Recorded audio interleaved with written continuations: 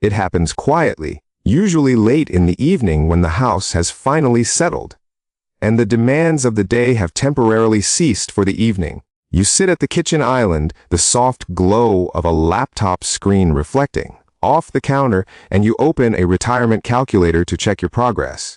You type in your current age, your current savings balance, and target age. Then, the calculator asks for your goal for the future of your family. For years, the default number for financial security has been $1 million. But recently, that target has shifted significantly higher than most people expected, factoring in decades of inflation and the skyrocketing trajectory of healthcare costs. And the sheer length of modern lifespans, the new baseline is 2 million.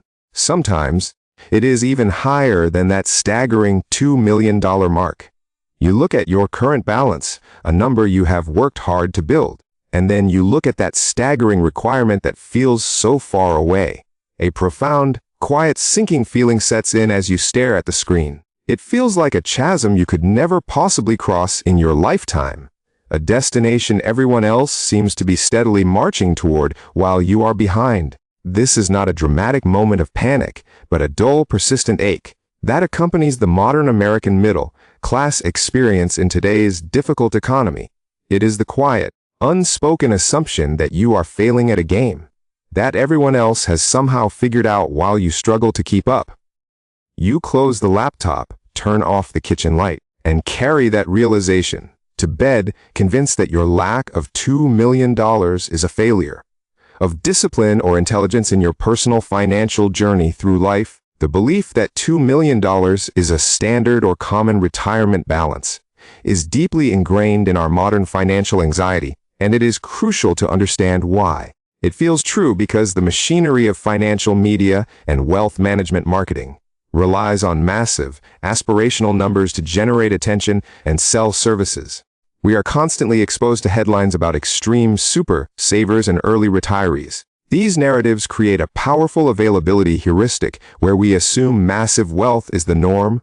Furthermore, the structural shift from pension plans to individual responsibility has privatized anxiety. You are now the sole architect of your survival in old age. This makes the $2 million target feel like a life or death mandate. But we must methodically dismantle this illusion by looking at grounded, real-world reality. Actual median household retirement savings in the United States tell a far more sobering story. The vast majority of Americans approaching retirement age do not have $2 million. They do not have $1 million. The median balance is a fraction of that. The $2 million figure is an idealized mathematical projection devoid of actual living. It is not a reflection of middle-class reality, but an isolating fiction breeding shame. Believing this obscures the truth of the actual American economic landscape. To understand the massive disconnect between mathematical ideals and practical reality, we must look at how money is actually structured within a household, completely divorced from moral judgments about discipline or willpower. Wealth accumulation is often discussed in popular culture as if it were simply a matter of wanting it enough, budgeting better, and skipping daily purchases. This perspective completely ignores the heavy, immovable structural constraints of the modern economy. Your financial life operates on a strict, unforgiving order of operations. Long-term investments must necessarily come after immediate survival, debt servicing, and fixed overhead. You cannot aggressively funnel 30% of your income into an index fund when daycare costs for 2 children consume $2,500 a month. Fixed costs, the absolute minimum required to keep a roof over your head, keep the lights on, ensure your health, and maintain the transportation required for work. Eat the vast majority of the margin for middle-income earners. Effort alone cannot override this structure.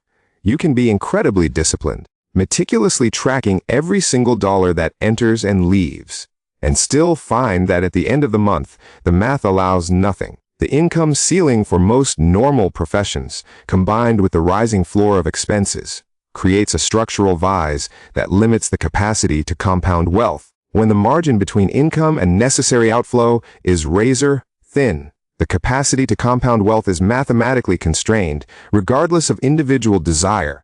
The structure dictates the outcome far more than individual desire.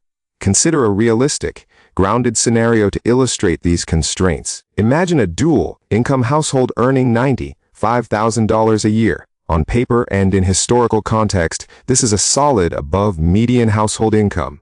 But let us look at the actual physics of that money. After federal taxes, state taxes, payroll taxes, and seemingly endless healthcare deductions, the actual take-home pay might be around $5,800 a month. Out of that tightly constrained pool of capital, a mortgage takes $2,000. Groceries for a family, adjusting for inflationary pressures, consume another $800. Utilities, insurance, and basic transportation fuel take another $1,000. We have already spent $3,800, leaving exactly $2,000. Now factor in student loan payments and the cost of replacing worn clothing. Add in minor but necessary home maintenance and the unavoidable costs of children. In a perfectly quiet month, this household might have $500 left. If they save that perfectly, they are doing exceptionally well given their constraints. But life does not happen on a pristine spreadsheet. In month 4, the family vehicle needs new brakes and rotors, costing $600. The margin is gone as the car maintenance consumes the entire surplus. In month 7, a child needs medical attention, eating an $800 deductible. The margin is gone again, leaving the family back at $0 for the month. In month 10, the local municipality increases the property tax assessment. This permanently raises the monthly housing cost and obliterates the fragile margin.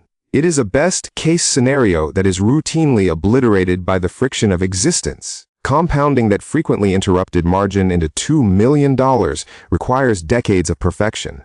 It requires 0 health crises, 0 unemployment, and 0 unexpected structural failures. The reality is that the margin is constantly consumed by maintaining the present. This leaves very little capital to send into the future.